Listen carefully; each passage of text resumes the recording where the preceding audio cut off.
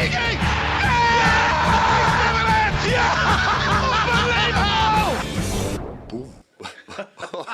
Hello and welcome to the Liverpool Way podcast. There was no trademark European comeback for the Reds tonight, who meekly exited the Europa League with a 1-0 win, barely putting a dent in Atalanta's first leg advantage.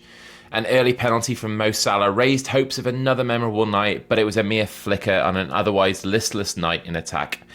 It was the last time Jurgen Klopp were managers in Europe, and it certainly wasn't the big Irish goodbye we envisioned in Dublin next month. We have got some Irish cheer on the pod tonight, though, through John Brennan, joining me, Chris Smith, and TLW editor Dave Usher. Dave, in the words of my boy Cody Rhodes, what do you want to talk about? Nothing really. I wish we didn't have to do this. I know I said like the other night about didn't want to do it and that, but this one like I really don't want to do. I actually feel like I felt pretty good at half time, to be fair. I thought it was set up nicely for us. First half had been all right. There was enough signs there. You could see. I felt, I mean, it sounds ridiculous now, but I felt, okay, these are there for the taking here. You know, we've just got to pick the right ball. We almost got in behind them a few times. We'd spent the first half, Trent looking for the early ball in behind. We almost got in a few times. Cody got in once. We ended up getting a chance out of that. Then there was one when like the defenders handballed it to stop Diaz going clean through. So the threat was there. So in my head, I'm like, okay, well, in the second half, we've still got like Jota and Darwin to come on, and then you can get Harvey on there for a little bit of guile. It all felt like, okay, this is going how I want it to go. And the second half, we step it up as we normally do. And in that second half, I mean, that second half, that has worried me more than anything else I've seen this season. I feel worse about that second half than I do about the 3-0 last week, and about like the Palace defeat, and about not putting United away, all of that stuff. I feel so disheartened about that second half. Lots of reasons. Probably first and foremost, me overriding thought when I was watching that is this team is thick as fuck. Because they just kept doing the same things that Atalanta wanted us to do. Like, you've got to get the ball forward. Like, they're playing man-to-man all over the pitch. So the one thing you don't want to be doing, certainly not when like you're not doing it well, is the defence or Alisson rolling the ball into like maybe rolled it out to Robbo, who's got a man right up his arse straight away. Well, where's Robbo going to go? All he's going to be able to do is just go backwards. It gets played into midfield, at Curtis maybe, and he's turning away from the first guy who's pressing him, and then the next thing there's someone else, and then he's either losing it or he's having to go backwards. And I'm just watching this and going, why we keep doing this and it's not working. Now, nothing was working, granted, but get it forward. I don't want to sound like Steve McManaman here, but he was actually right for once. Get it forward and then play from there, because all we were doing was what they wanted us to do. And like the man-to-man thing that they're doing, that looked sensational tonight. But the 6th in the Italian league, Bielsa's Leeds were getting fucking battered by anybody decent playing that way. They were conceding 6, 7, 8 by playing that way, including us, by the way. We hammered them because there's ways of like, if you exploit what they do, it becomes pretty easy. But like, it does, Dave, but I guess sometimes that we have to just look at a team that's done something effectively against us, and you have to kind of take your hat off to them a little bit. No, I will do. I'll get to that. I'll get to that. I will get to that. Because the second half, I felt like they bullied us, they outthought us, they outfought us, and they absolutely... I know we've won the game, but that feels like a bit of a travesty that we actually won that game, because they didn't need to attack. They basically just did what they needed to do, and they did it so comfortably.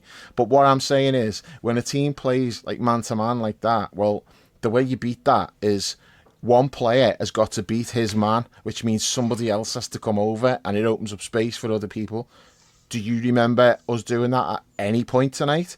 Maybe Diaz threatened to do it once or twice. He got away from somebody and then played a pass out to someone in space, but nothing came of it, because nobody was beating anybody, which that's a problem in itself.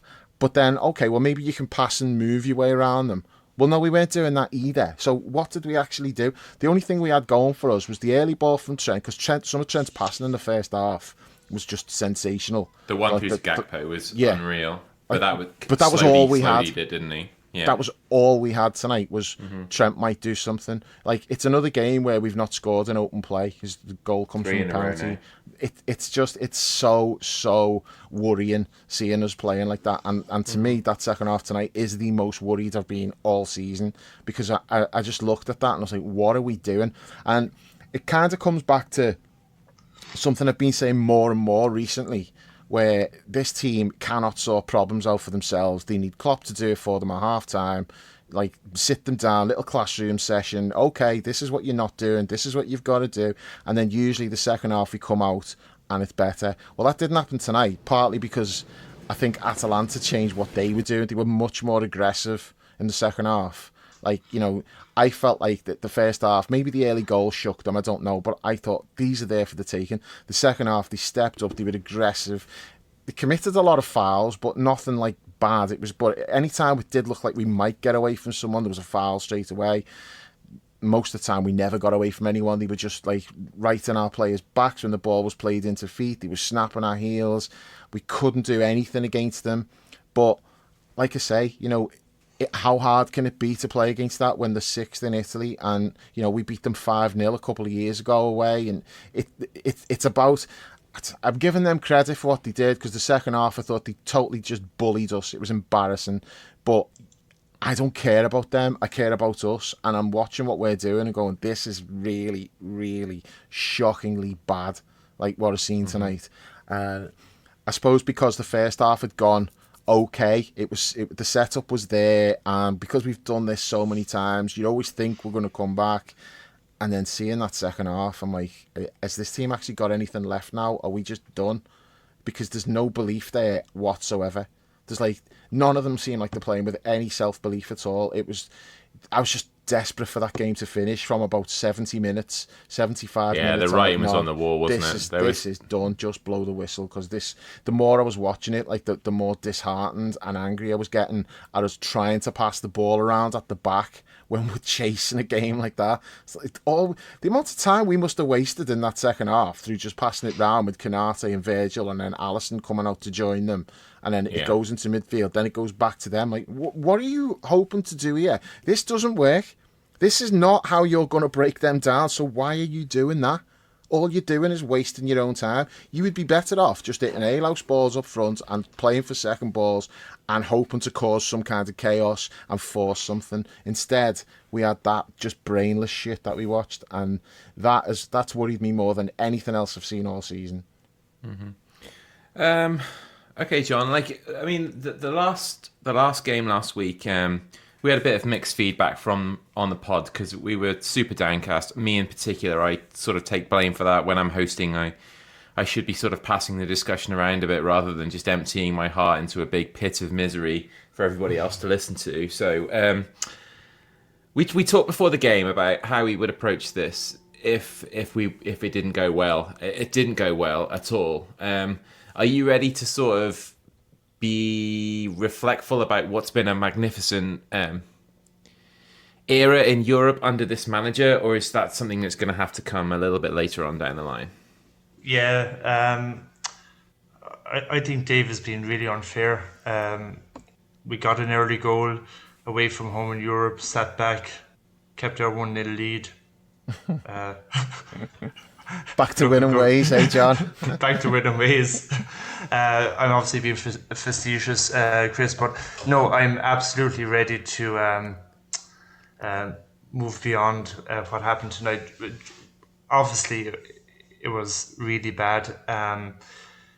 We've been poor a few times this season.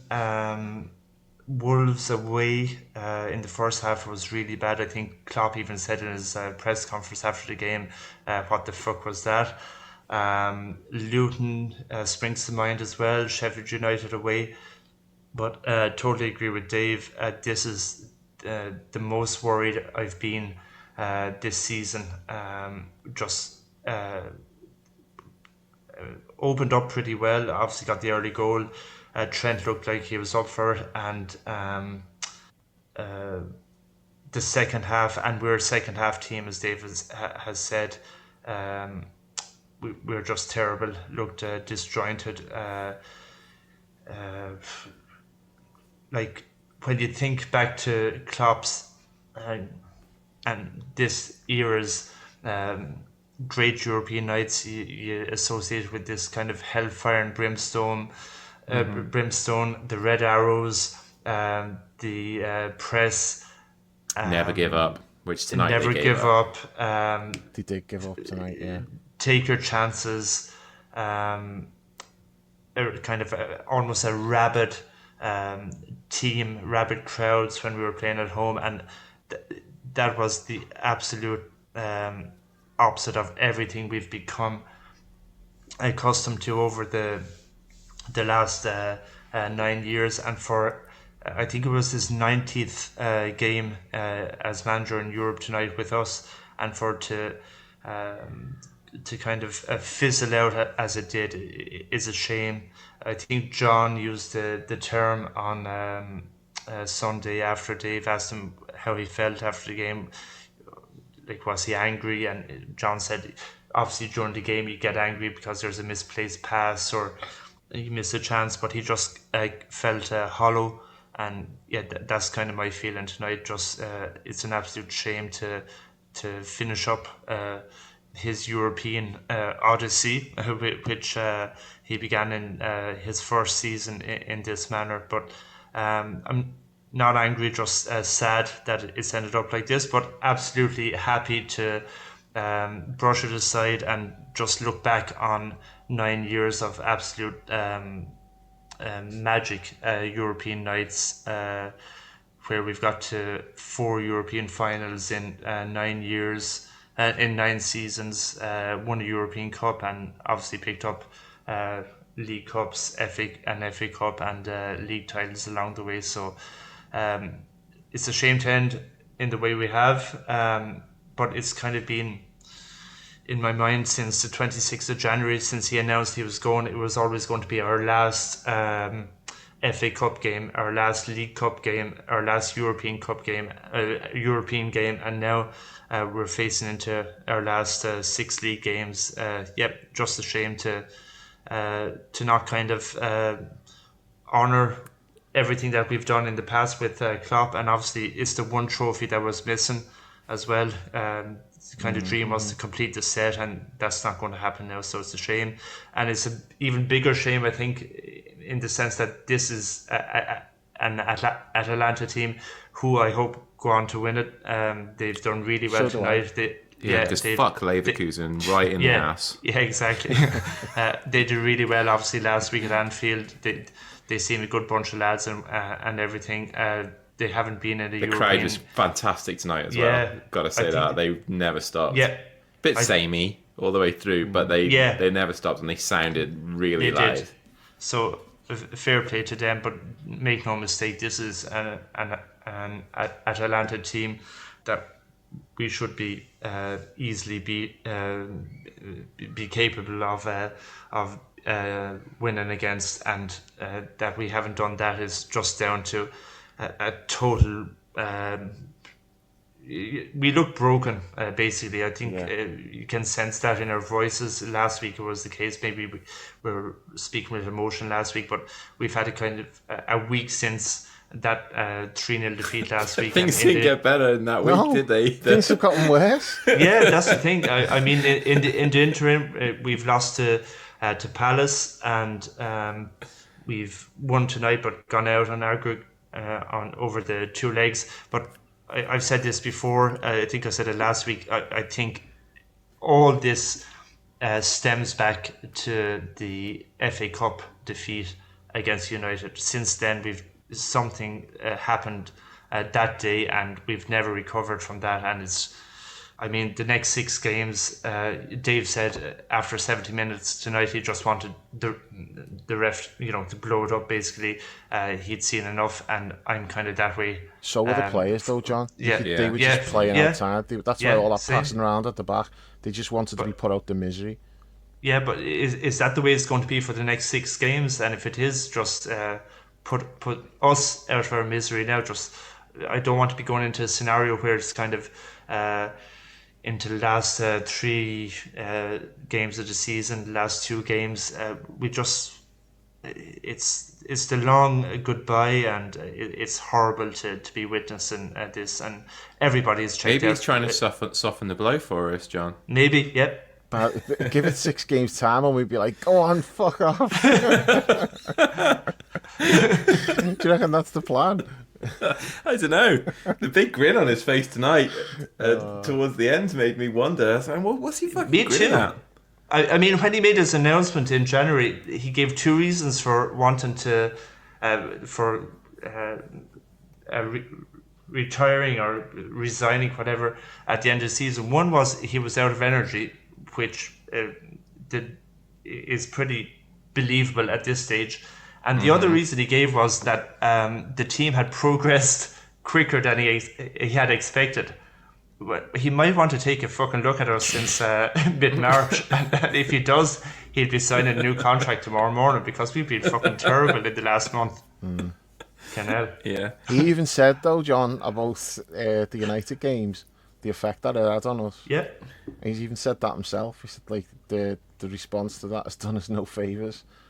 Mm-hmm. But that's not good, though. If those games have really shaken the confidence that much, I mean, that's not good. That's not a good...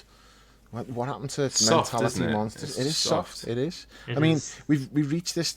We've done so well to get where we were. I say it, I spell it. And we all thought, we thought, didn't we? Okay, you know, the mentality of this team's great. You know, they're coming through adversity, all this stuff. You've got kids coming in and just picking up where like the senior players left off. Everything's looking great, and then you come to like this stage of the season when it's like, now's the time to strap up your big boy pants. And we basically instead put a nappy on and just filled it, didn't we? Yeah, You know, we've shit the bed. yeah. And at the most important part of the season, and this is the response. Yeah, which you and me have been doing literally for the last few days. Yeah, I had all last week of that, yeah. Fucking hell. Fun times, guys. Do you think things are different? And I hate doing this shoulda, woulda, coulda, because I feel like most of the time you get what you deserve. And tonight we certainly did. But do you think things are different, Dave, if Mo puts away that chance in there? Hell or yes. at least, yeah? Yeah, turning point. Yeah. And, you know, I know we miss loads of chances, but I'm always the one who like, will rationalise it and say, well, you know, you could have done this, but this is normal and it's just one of those things. Even the Palace game, I said, didn't I? The only one I had a problem with was the Curtis Jones miss. All of the others just come under football. That happens. You know, sometimes they go in, sometimes they don't. You can't miss that one. That's the easiest finish in the world. Is like a bouncing ball when the keeper's stranded in no man's land, because all you have to do, go over his head and you've got the entire goal to aim for. You're not picking out corners or having to place it. All you're doing is just getting it over the keeper, and when the ball's bouncing like that, it's a piece of piss to do it. It's on his left foot. How is he doing that? I just think Mo Salah missing a chance like that is like, I know he misses chances, but not that type of chance. Like, yeah, Mo misses loads of chances, but there's kind of certain scenarios where you're like, yeah, there's no way he's missing that. And to me, that come under that category, and he misses that, and you go, that could come back to haunt us. Like, but because the game was going all right, you still thought, we'll probably still get more. Did we even have another chance after that?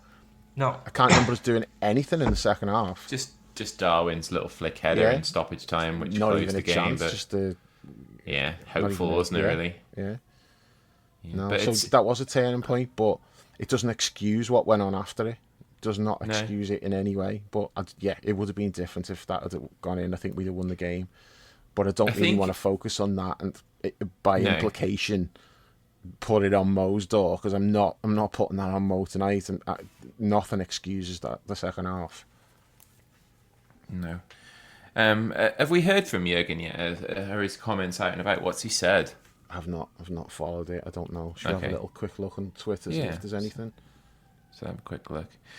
I mean, John, moving forward from here, there were a lot of Reds who were talking about writing this game off just to give us an opportunity to go full strength against Fulham in those 3 away games on Sunday, starting on Sunday with Fulham and then Everton and who else? What's the other one? West Ham. Oh my God, West Ham. boys. You know what I said before when, like, being sarcastic to John? The first thing I've just seen This is Anfield. Jurgen Klopp, disappointed, but points to positives as Liverpool, in quotes, back to winning ways. I told you, boys. Fucking hell. I was being no. facetious. He's been fucking sincere. Also, It's time to go, Jurgen. Time to fucking go. Jurgen Klopp urges focus on the league, and Virgil van Dijk says we need the fans. See, I'm sorry, Virgil, but we can't put the ball in an F4 yet. You know, this we need the fans. What, you think the fans are going to just turn up and boo? That, you know, you're going to have the fans. You've always got the fans. That goes without saying. But we need you. You don't need us. We need yous to step up now. Yeah. Sorry, Dave. I just have an incoming call from Gerard Hooley, who says it's a blessing in disguise.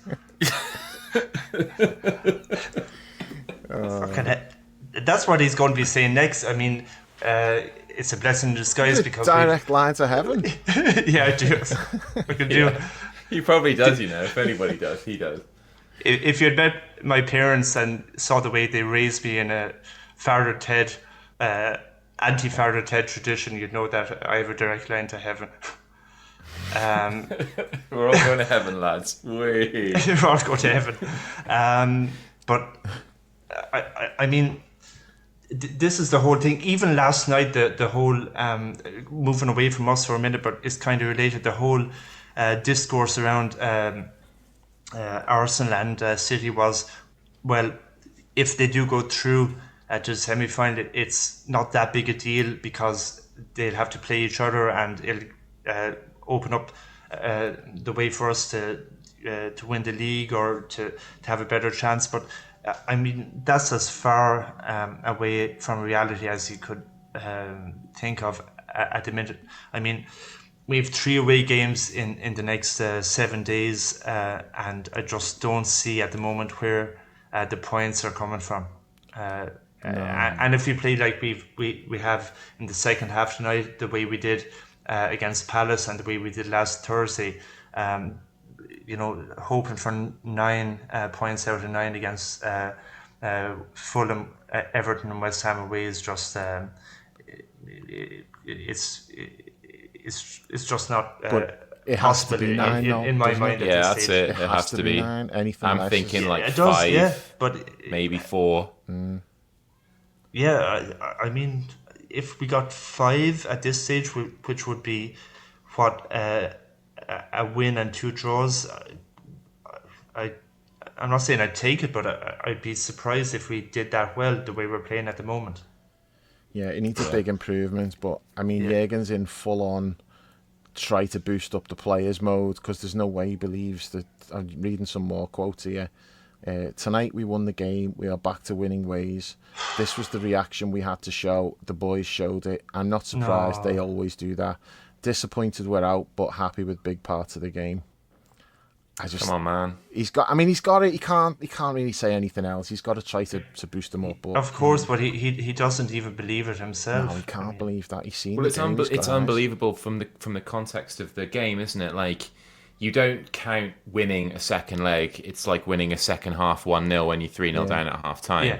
Because the leading team is fully cognizant of the knowledge that they don't have to win the fucking game, so they can defend their lead and they can be resolute and solid at the back and go man to man and chase you around the field and push you back when they can.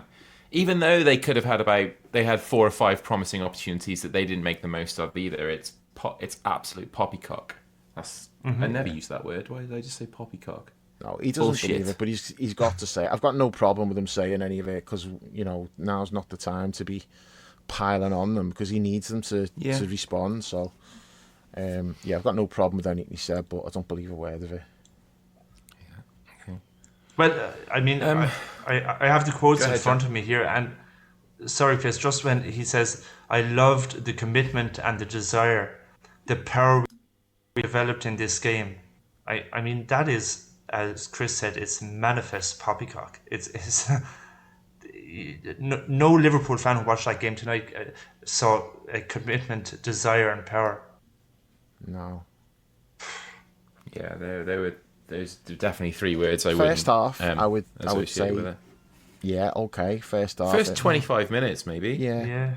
What I did see in the first half was like you could clearly see what we were trying to do, move them around, like, you know, just mad things like Robbo was popping up everywhere, just trying to bring his marker over that way and create space. And Mo was rarely on the right hand side. He was popping up all over the place, but except on the right wing. So you could see that they were just trying to create space for other people to be running into it, and so they thought about what they were doing. And I didn't see any of that in the second half. I don't know what happened in the second half. I think they just lost the way. They were getting bullied. They weren't making any progress whatsoever, and they just sort of they were like, you know what, we're powerless here. We can't do anything, and they just accepted the fate. That's what I seen. If Jurgen's seen something different, then let's hope he's right, and we see it at the weekend. But I didn't see any of that. I just saw like them basically quit. Yeah. Perhaps that's what they needed, though, a fucking rocket. Not a pat on the back for not really trying that hard. Yeah, I don't know. I mean... Yeah, it doesn't matter anyway, does it really? Yeah. He knows his players, doesn't he? He knows how to get through to them, so if that's what he thinks, well, who am I to argue? But yeah, he doesn't believe what he's saying. No. You mentioned, Dave, earlier that you don't see the ability to change what's happening on the field. No. And some of the things that where we've managed to turn games around in the second half this season have been directly correlating to it not going well in the first half. Now that's translating to it's not really happening in the second halves either. But how much do you put that down to the absence of leaders on the field now? You know, the big characters, well, the your obvious, Milners, your Hendersons. Henderson would have made a difference in this stretch. It's probably the only area where you can say, yeah, we miss Jordan Henderson, is just that ability to sort things out on the pitch. He did that. You know, there's opposition players. I've mentioned this before. Ben Foster and I think it was Cleverly. They were doing a podcast talking about when at Watford playing against us, and how everyone talked about all like the front three and, you know, Van Dijk and everything, and they were like, you know, it was Henderson that had them all on strings. He was telling everyone where to be, what they should be doing, keeping everyone on the toes. And he said, he was like, and they all listened to him. He said, you know, even Mo Salah is like, if Henderson shouts at him and tells him to do something, he was doing it. So we definitely haven't got that, you know. And it's not a criticism of Virgil. If that's not Virgil's thing, you know, plus the fact he's playing at the back, it's not, you know, it's maybe a little bit more difficult for him to be getting messages to the front players or whatever. But I just think like that is probably the one area where we do miss Henderson, is just the ability to sort something out on the pitch when it's not going well. Yeah. But that's not Milner to say too. He shouldn't have gone or any of that stuff. You know, his time's been and gone. Absolutely, but we haven't replaced that. No, we haven't replaced that particular like skill set at all. And I think there's such a big body of evidence to support that. I mean, if anyone wants to dispute that, by all means do, but show me evidence of them sorting stuff out for themselves, because I just don't see it. No. And John as well, like, you know, leadership on the field is one thing. The sheer will and force of just getting things done and how that inspires those around you as well is another. Sadio Mane is who comes to mind when I think of stuff like that. And it's difficult for us to just look back at a more successful time when miracles were seeming like they were being performed on a regular basis from these players, and we had the most cohesive together team that any of us have ever seen. But I look at that team tonight and I just think that Sadio Mane wouldn't have stood for some of the stuff that we saw in terms of the acceptance of what happened tonight. Because I don't want to go as far as to say that they did quit, but it was an acceptance. They quit when they realised it wasn't going to be there. It was beyond them. Yeah. That's right. What I'm saying. I'm not saying like that they went out there and just quit easily. They didn't. It wasn't easily. It was when they realised, like midway through the second half, and they were like, this is going nowhere. We've got no answers. We can't find the solution. This needs to just be over. That's what happened. Yeah. So, and I think it's just a case of like so many of the big characters from the squad, from our, you know, successful 90-something point seasons, European Cup finals, that kind of stuff, have been replaced either by lesser men or by less experienced men, and when the going gets tough, or both, or when the going gets tough, like, you've got nobody to really pull you out of the shit anymore. I saw no leadership on the field from us tonight, John, in any capacity whatsoever. No. And Dave obviously mentioned Henderson, and nobody's saying that Henderson, Dave said it, shouldn't have been moved on. Obviously, he wanted to move himself, but he was a standard setter around the club, and not just him, Milner, and that's kind of one of my big gripes of Manny with Henderson. If Klopp knows earlier in the summer that Henderson is going to move on, then Miller probably stays around. I think Dave has mentioned this on the pod as well. And you just need those leaders. And to lose those two massive influences in the dressing room to be replaced with, Virgil has done well as captain, but he's further back on the field, as David said, and he's not as big a leader as those two lads, and that's been monumental. Maybe not up to now in the season, but in the kind of business end of the season, say from March onwards, Henderson and Miller were always the ones who we could look to. And even if you look at the Barcelona game, which is obviously that's fresh in the minds because of the 3-0 deficit tonight and everything. So that's going back, is it 5 years now? It's 5 years next month. Yeah. And Milner was the one at the end, wasn't he? Keeping the ball in the corner, and we just don't have that anymore. And that's not the main reason we're in the position we're in, but definitely it's had an impact over the last few games. I just think we've looked lost. Well, physically, obviously, we looked like we lacked a tempo in the second half tonight, but just as psychologically, we look absolutely broken in the last few weeks, which is typified by our play in the final third, the lack of good decision making, the lack of composure on the ball, and just some of that experience we've really been missing it. Obviously, we've lost. He was busted flush as well in terms of what he could do on the field, but Fabinho was a massive part of that team as well. And the rebuild has gone really well. Endo has done really well. McAllister, Dom to a lesser extent, but having that experience around the club that we had last season and having lost it this season has kind of had an effect, I think, when it comes to kind of money time at the end of the season. What we've gained in legs, we've lost in problem solving. Yeah. And this isn't. We're not trying to be like wise out of the after the fact here, because there was not one of us or anybody who's on the pod was sad to see Fabinho and Henderson take that Saudi money when it came down to it, because it enabled the rebuild that in the early part of the season when we saw what Szoboszlai was doing. And wouldn't change a thing.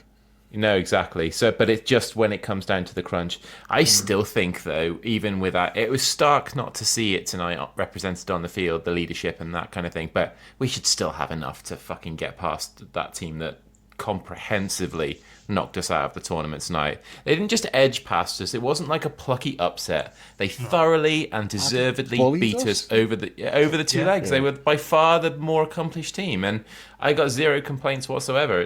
We were outclassed, outfought, outthought, and several more. I agree, Chris, but and that's what Dave said at the start. That's the really kind of worrying thing about tonight for the rest of the season.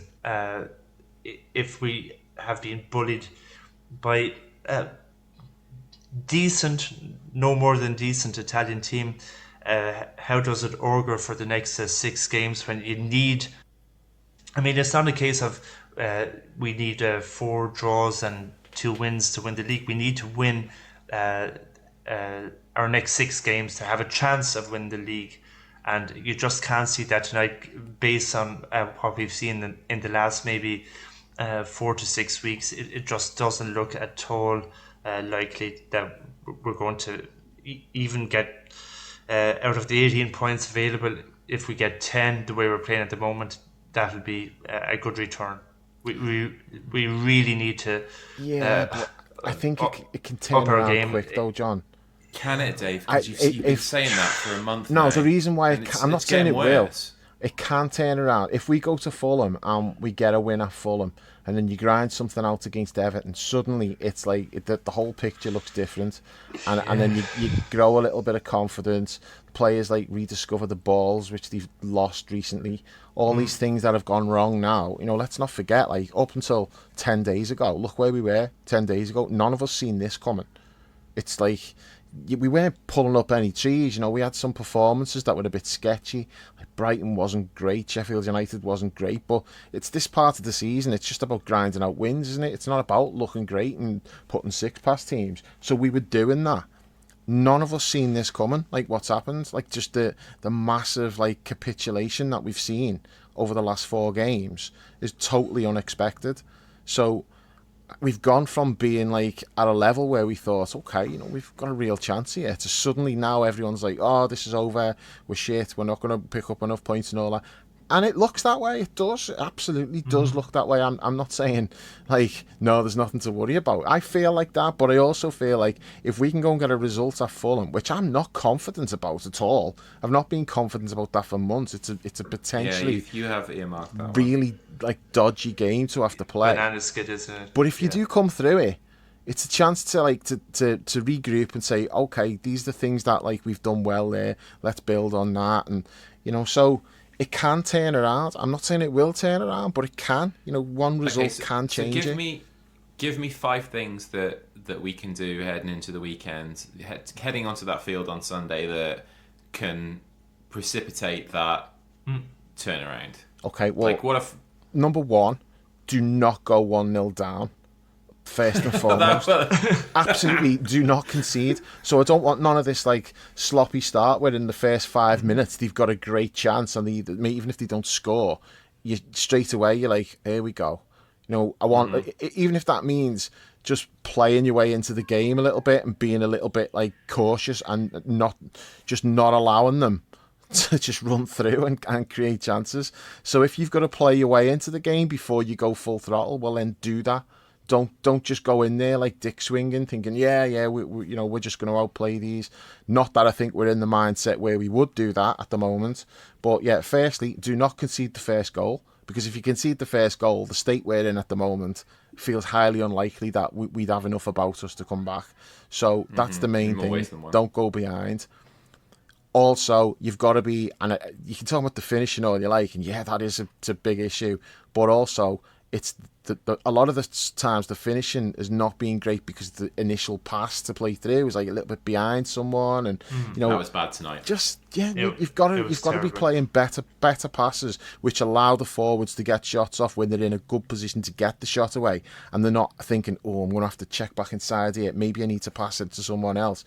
So you watch them and they're like, just shoot, but no, they lay it off to somebody else because they don't feel like they're in a perfect position to get the shot away. We've just got to be better at executing. The execution in attacking areas is terrible at the moment.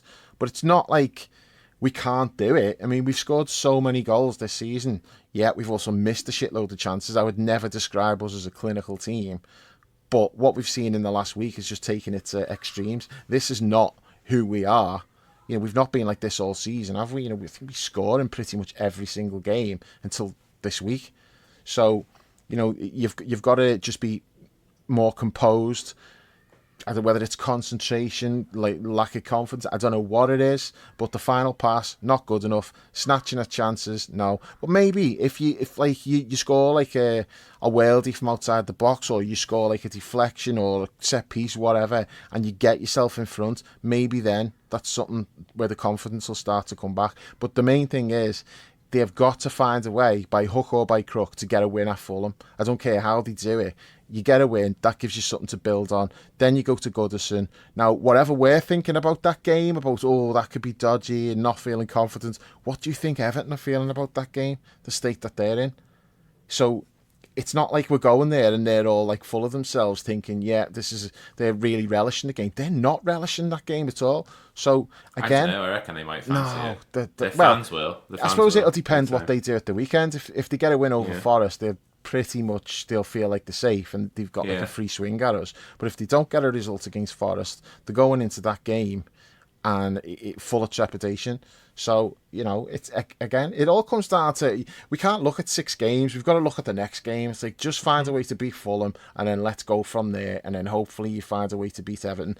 Like I was talking to Brownie earlier, and that was the thing that we were saying is like, you get through like those 2 games, the Fulham and Everton, if you win both of them, it changes everything. It's like, okay, especially because City don't play at that point. So you win both of those games, you're 4 points ahead of City. Yeah, they've got games in hand, we know that, and they'll probably win them. But still, it gives them something to think about. But the last thing you want to do is you've got games in hand over City and you don't win them because City are just like sitting back and just going, this is over now. So you've got to find a way to beat Fulham and then take it from there. You can subscribe to the Liverpool Way podcast on all the major platforms, whether it's Apple, Google, Spotify, Amazon or Podbean. Just search for the Liverpool Way, leave us a review and hit subscribe to automatically receive all new episodes. You can also head to liverpoolway.co.uk and grab a TLW season ticket for just £3 a month. There's tons of exclusive content, including match reports from every Liverpool game, weekly Premier League roundups, the TLW diary, and access to the members-only forum. Lastly, you can follow us on social media at The Liverpool Way on Twitter and at The Liverpool Way TLW on Instagram and Facebook.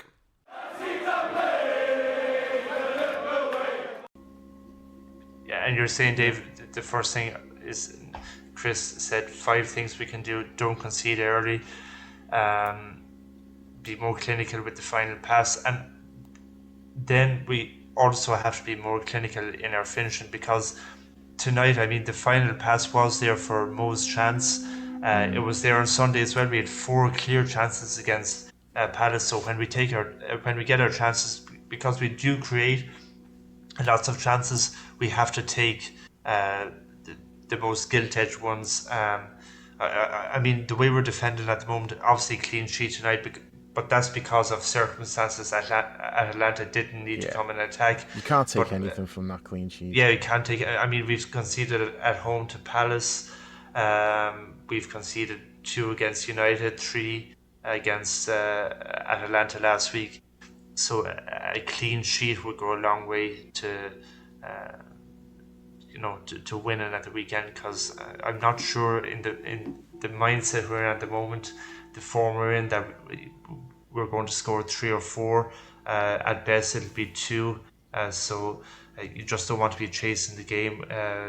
If we can get the first goal, it means they have to come out, attack, and hopefully we can pick them off and be clinical. But those 5v2 counter attacks that were so great. we already said that. But I mean, you said about not conceding an early goal, but it's, for me, it's even more than that, because against Palace last week, okay, we didn't concede right at the start of the game, but within the first 2 minutes, I think they had a couple of chances, and it just kind of sets the tone. We're on the back foot in every game at the moment. It seems that we're just, it raises the opposition's confidence as well. We can get at these. Definitely, and Chris, the other thing is, obviously that happened last week against Palace at Anfield, but when it's away from home, it's a totally different kettle of fish, because it gets the crowd up and you just feel under pressure the whole time, and it makes the rest of the game so difficult. So just need to be tight at the back. If it means giving up the first 10-15 minutes in terms of attacking, just get the crowd quietened down, and then hopefully create some chances and take him. When we do create him, we need to take him on Sunday, because I think the thing with Sunday as well is, if we don't win, it's over. I mean, you only get so many chances, and we're going to run out of games eventually. So we need 3 points. Whatever we get them on Sunday, we need to win, because if we don't, City are probably going to win out. They'd probably go 4-5 ahead if we don't win Sunday. So just by any means necessary on Sunday, we need to win. But I have absolutely no confidence that we will. And also on that note about, the way we start games, there is nothing wrong with knocking a ball down the channel for Nunes to chase. We don't need to be passing it around at the back when we're being pressed and that they're getting the tails up, like maybe we lose the ball and they get a chance. That just invites pressure. The games that stand out for me, like Arsenal away, when we've gone and we've their press has just killed us and we've just carried on trying to just play through them. And like sometimes there's nothing wrong with just knocking a ball down the channel to like a quick striker who can chase it, win you the throw in, win you the corner, whatever, just get you up the pitch. There's nothing wrong with doing that.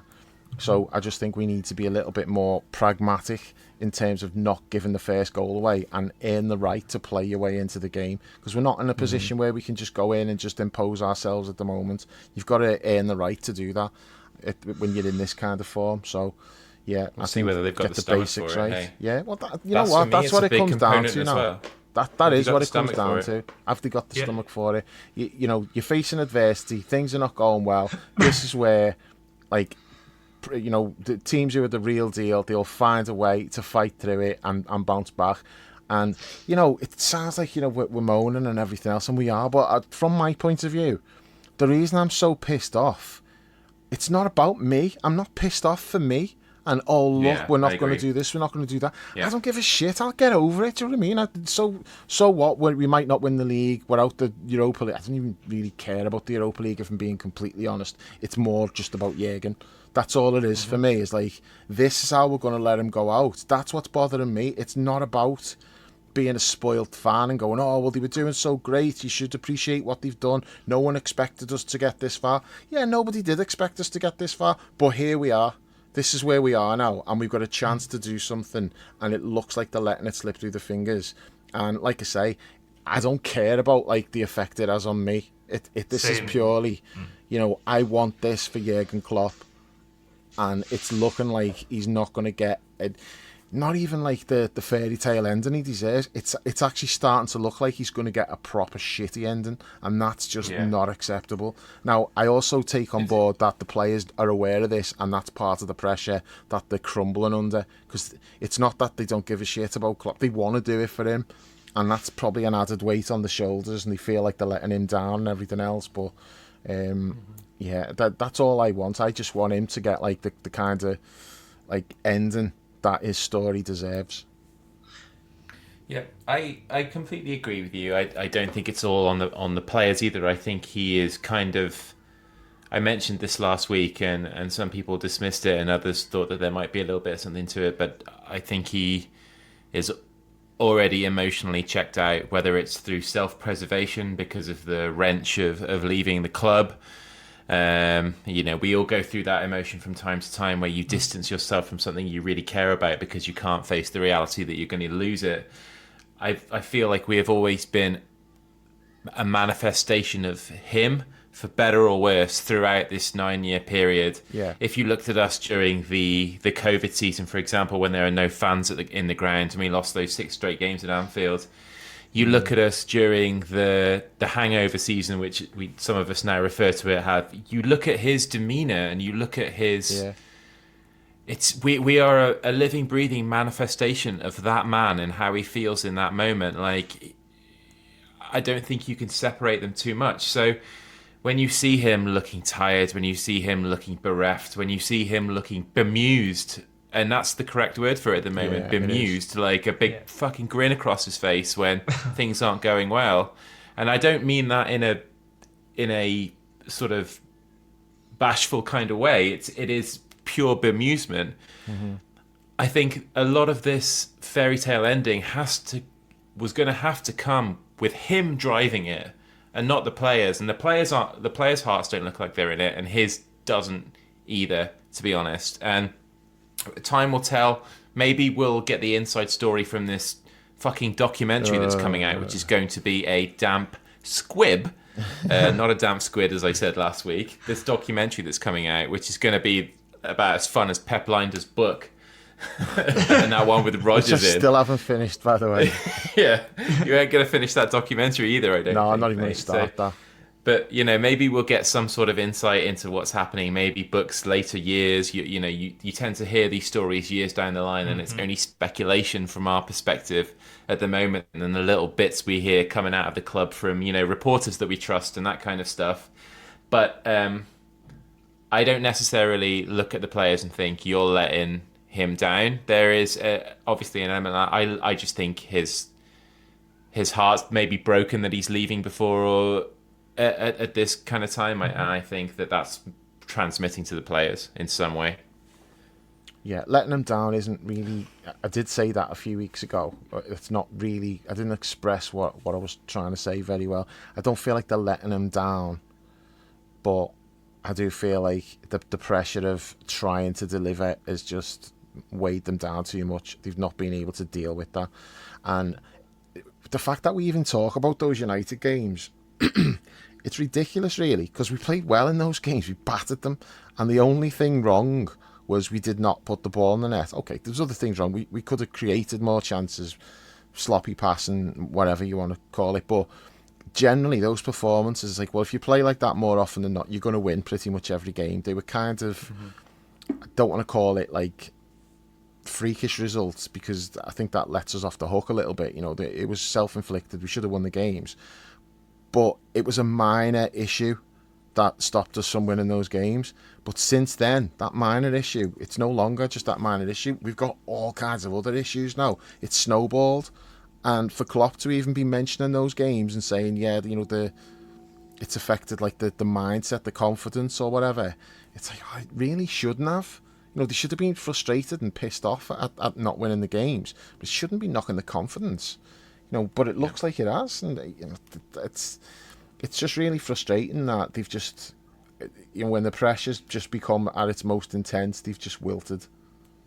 Yeah, and if I was him, I wouldn't be giving those... He doesn't care about this kind of stuff in the way that we do, but I certainly wouldn't be giving those bastards the satisfaction of admitting that those games have basically completely derailed all momentum that we have and finished the chances of us doing anything this season. Like, fuck that. Yeah.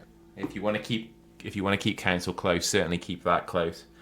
But John, we've gone down a bit of a downer here, trying to make sense of what's happening. Not always the easiest. We come on these pods after the game, and I think one of the beautiful parts of it is that in years to come, like, if people won't listen to these in years to come, but maybe we will in years to come, we'll turn it on and we'll know exactly how we felt in the immediate aftermath of any given game 10, 20 years from now. Similar to Dave's match reports, I suppose. Like, you've got that long library of match reports that you've been writing for God knows how many years now, Dave, that it's a reference point, it's a window into history in terms of how you were feeling in that precise moment. And I think sometimes when people read or listen the day after, they have a slightly different perspective. They've listened to all the sensible takes that have talked them down off the ledge that they maybe were on the night before, and what we're saying can come across as a bit reactionary or too much or too negative. But I feel kind of proud of the fact that we wear our heart on our sleeves on these pods, and we tell you how we're feeling in that precise moment. It doesn't always make for the best listen in the world, but it is genuinely how we're feeling. We're not trying to win any top red competitions when we come on and do these pods. So with all that being said, my mind is trying to turn a little bit now to just some of the incredible memories that we've had under this manager in this era in European competition. Like, there are just too many to almost mention, but as you said, the 4 European finals during his reign, we probably should have had more silverware to show for that. Certainly another European Cup, I'd imagine. But you look at the games like the Barcelona and well, they just did it again last night, didn't they? What is it? It's so fucking jamming. I know. It's Devil's Club. If you could sort of reel off a few of those, just to bring us to an end on sort of somewhat of a redeeming factor, like those brilliant memories that we've had during this era. Yeah. So yeah, I was looking before, kind of from 76 to 85. So the seasons. So over a span of 9 years, which was the greatest decade, trophy-wise, in our history. Yeah. the club got to 5 European Cup finals in those 9 seasons, so 78, 78, 81, and 84. Obviously won those 4 and lost the final in 85. And over the 9 seasons that Klopp has been here, we've got to 4 European finals as well. So 3 European Cup finals, 1 Europa League final, and as you said, Chris, that's the, the kind of heart-wrenching thing about the whole thing is that we've just taken from those 4 finals 1 European Cup. But I think the achievement of 4 European finals in 9 years is something that should never be overlooked in an era when you're competing with massive historical clubs like Munich, Madrid, and obviously then you have the new rich like Paris, City. So the achievement of winning just 1 European Cup is fantastic. I mean, most fans will never have that joy of winning 1 European Cup in their lifetime. I'm fortunate. Arsenal. Arsenal. I'm lucky enough to have seen 2 as you lads are, but they've seen more. It could have been. It could have been more. Yeah, it could have really been more, and obviously the mind goes back to. I think John mentioned this on the pod on Sunday about the things you look back at over a season. So he was mentioning the penalty that we didn't get against City in the last minute, and if you even look back to the Kiev final, I mean, the foul on Mo getting taken off, the injury after the foul by Ramos. This up here. Yeah, no, I'm trying to. I'm just saying it could have been more. Bringing back some of our darkest memories. No, well, no, I'm. What about that time in Courtois had the game of his life as well and stopped us winning the final? Yeah, well, let's talk about Alberto Moreno in the Europa League final. I was going to get on to Paris. That's my worst memory in football. I try not to think about it, but to actually get to those European Cup finals and to have just one is What about fantastic. that time Hitler invaded Poland, John? Fuck off.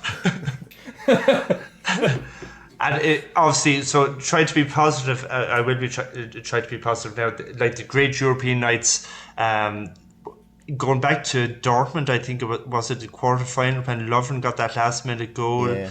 Obviously, the Barcelona 4-0, which was memorable for many people, and just the nights that we've had, the Porto game, obviously the City songs, which City and Roma, City at home, stand out for me. yeah, City at home, City away as well when Mo scored in front of the away end, and obviously the songs that have kind of accompanied the team over the last 9 years. So yeah, fantastic time, and it would have been just great to add one more European trophy, and I suppose it's the same with the league. I mean, to have played so well over the Klopp period and to come away with just one league title that's the shame, I suppose, for him. But yeah, great nights and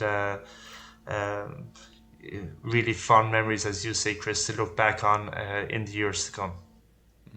Dave, Paul always talks about the thrill, and there was no more thrilling sight than us at home in those European Cup nights, or even away. Like, one of the games I look at most fondly is when we won 3-0 in the Allianz. 3-0 or 3-1. The game where Sadio sort of turned on a sixpence. But one of the great goals that we've ever seen in European competition following Liverpool.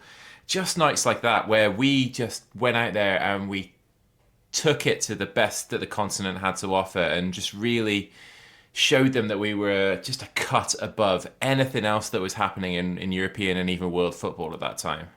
See, probably the most excited like that I got watching it, like Klopp's teams, was probably we didn't even win anything. You know, it was the season when we got beat when Mo got injured in the final. But like that whole season was just incredible.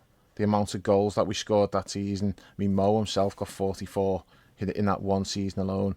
But I just think like the Roma game, the way we just at Anfield when we absolutely just blitzed them, and it was like a million miles an hour, and they just couldn't cope. Just it was the whole speed of it. Now, as it turned out, we ended up just scraping through that in the end. Yeah, you know, and as it turns out, they had a pretty good keeper in goal that night as well. Yeah. But that the ride that was the start of the ride. Really, I know we'd done okay leading up to that, but that was when the pieces had started to come together, and you know, it was that season was just like it was just so exciting, and then it was a springboard for everything that followed. But yeah, some of the games we've had, and like I don't think we'll ever get that again. Like we may well be successful, we may well win European Cups, win Premier Leagues, whatever. We might do all of that. Hopefully we will. But just in terms of like the all-out attack, just everything's like positive front foot.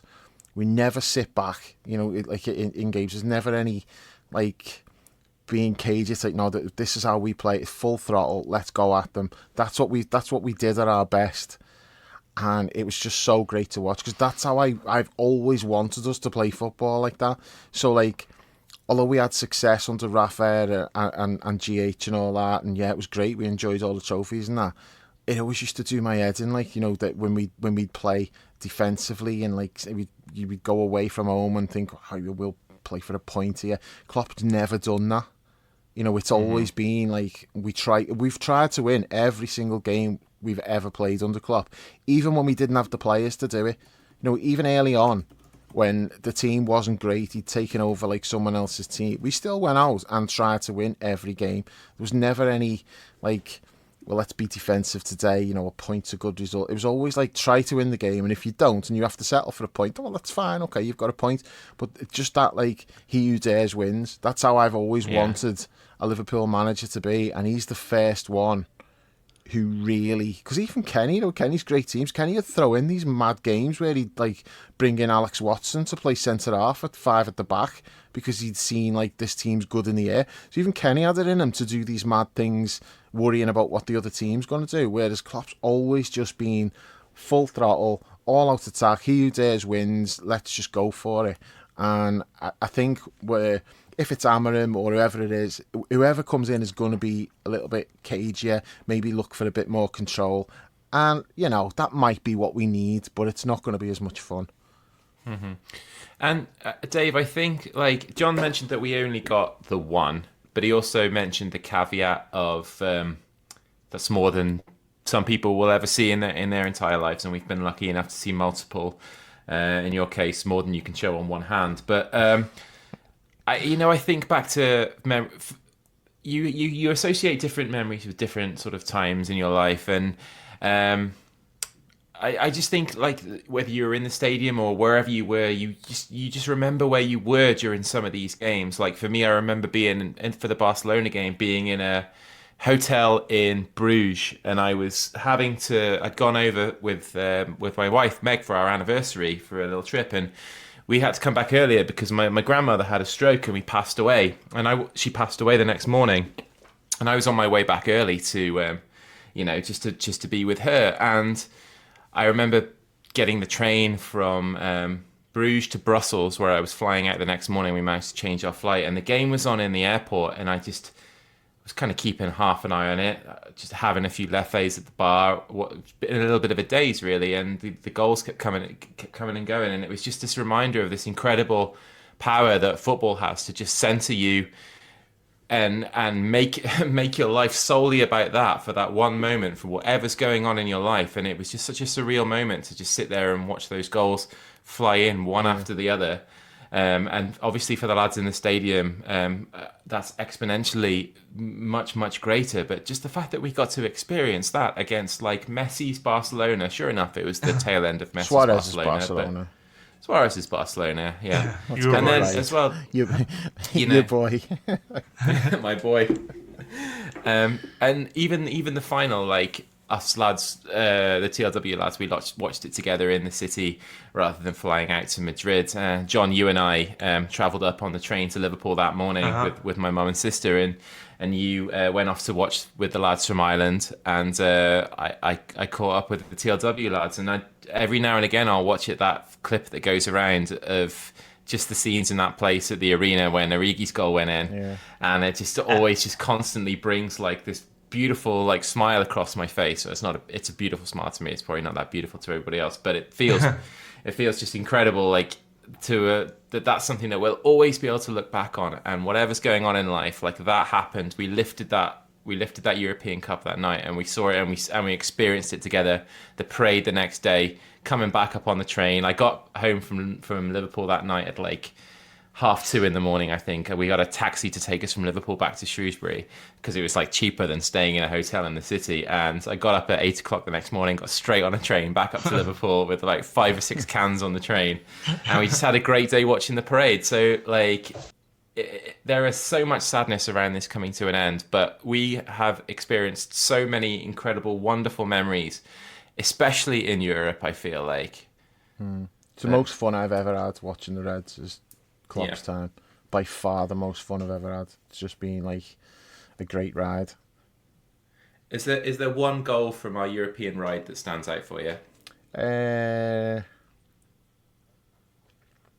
suppose it's an obvious one, but it's like corner taken quickly, Origi. That's probably the one. Sadio away at Bayern Munich as well.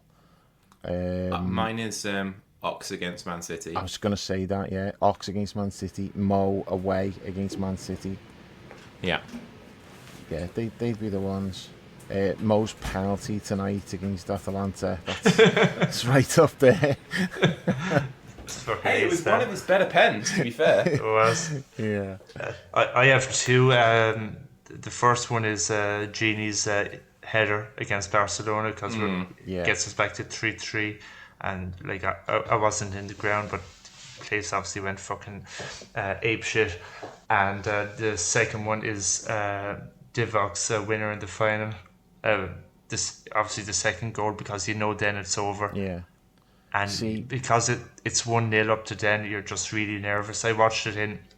You lads were in the Echo Arena. We watched it in O'Neill's, which is a surprising choice for a bunch of Irish lads.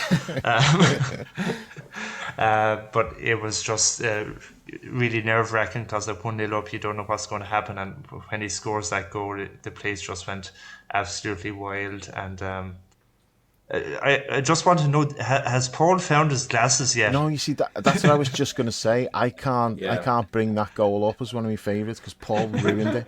He absolutely ruined it for me just because his glasses fell off. Everyone's going mad, and Paul's like just trying to form, like, make his foot like wide, like form this circle so he can find his glasses, and everyone else just carries on celebrating. But me, being the considerate soul I am, I stopped and I was like helping him look for his glasses while everyone's going mad after Origi scored.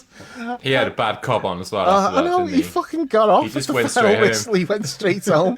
He went, "Oh, I've got a cob on, lads. Lost me glasses. I'm fucking going home." I think he broke his glasses. I don't think he lost them. I think he found them, but he'd broken them, hadn't he? But yeah, he totally ruined that moment for me. So I can't put that one on my list. Era ruined. Probably, just trying to think, like other great European goals, memorable. Darwin's had a couple against Rangers. He scored against. Do you know one that is memorable Sparta as well? Is the Bobby's in the Paris Saint-Germain game in September of 2018. Yeah, the eye patch celebration. Yeah. To put us 3-2 up in that game. Like after, I think we've been 2-0 up and Mbappe had got a couple and got them back level. Yeah, we were 2-0 up, Van Dijk and Sturridge. Sorry, Sturridge and Milner penalty. That game?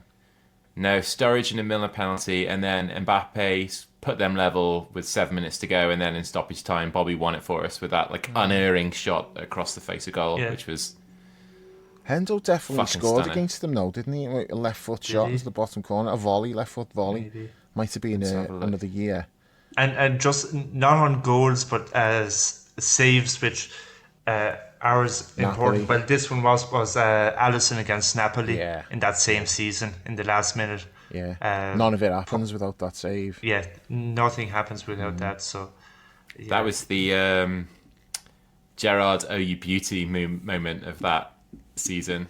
Yeah, like definitely. the last gasp Yeah. thing that rescues us, and then we go on and have the glorious campaign instead of getting knocked out either in the Sliding group stage doors or moment, isn't it? Yeah, So And, we've just got to have a sense of gratitude, I think, at the moment as well Definitely. for what we've been able to experience over the last 9 years, and know that this is going to should only increase the gratitude that we may not see the like again. So it's been a pleasure, lads, hasn't it?